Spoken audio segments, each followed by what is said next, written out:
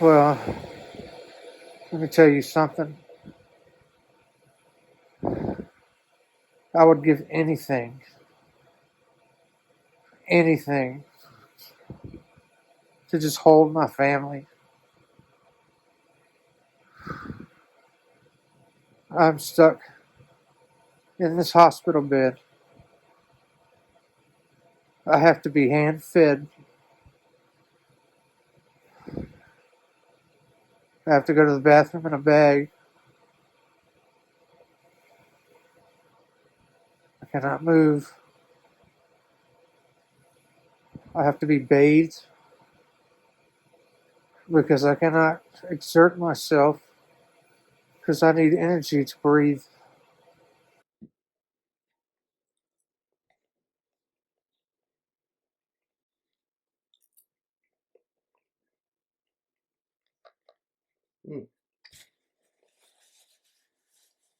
Welcome back.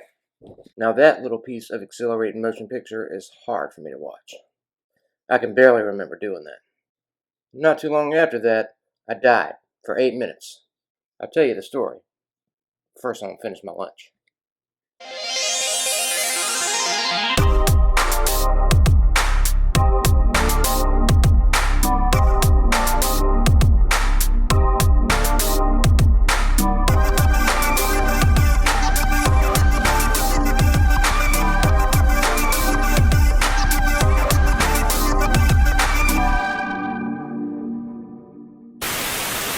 Local cases involves a musician here who stayed at home for months during the pandemic.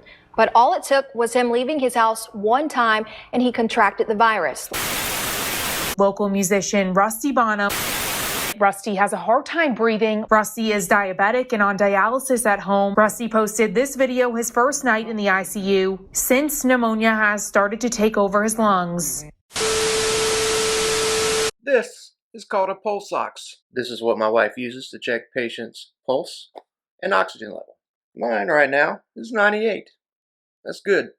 On the other hand, a few days into my hospital stay, I couldn't maintain a safe oxygen level on my own. That's when they started me on oxygen. After a few more days, my lungs were overcome with pneumonia. I had to be intubated for any chance of survival. But before I was intubated, something went terribly wrong. My heart stopped. They started CPR, and it took 8 minutes to bring me back.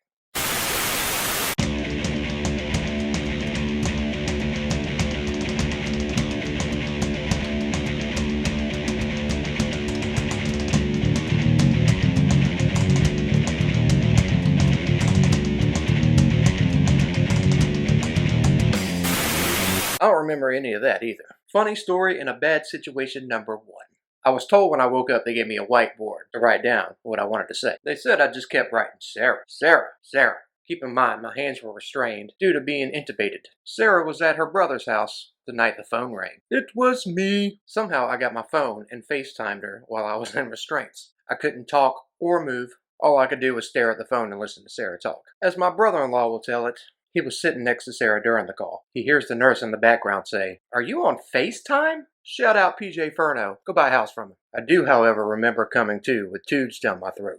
I had broken ribs from the CPR. They would pop every time I would take a breath. Sucked. While in the ICU after I came to, the doctors noticed I was losing a lot of blood. I had to get multiple blood transfusions. Then they tell me they have to stick a camera in my ass. Yep. Funny story in a bad situation number 2. So I asked the doctor, "Are you going to knock me out for this?" "Of course we are," he says. I'm like, cool. The time comes for insertion. I'm laying on my side and I hear, "His blood pressure is too low." We have to go in with what he thought he was going to do was put that camera in my ass without putting me to sleep. What had happened was, as soon as I felt that large metal instrument hit my butt crack, I snatched that shit right out of his hands and I held it to my chest and I said, "Nope. Sorry, doc." So they ended up putting me to sleep. You damn right. Did what they had to do and fixed the problem. After a month in the hospital, clearing COVID, pneumonia, and almost bleeding to death, I was able to go home in my wife's care.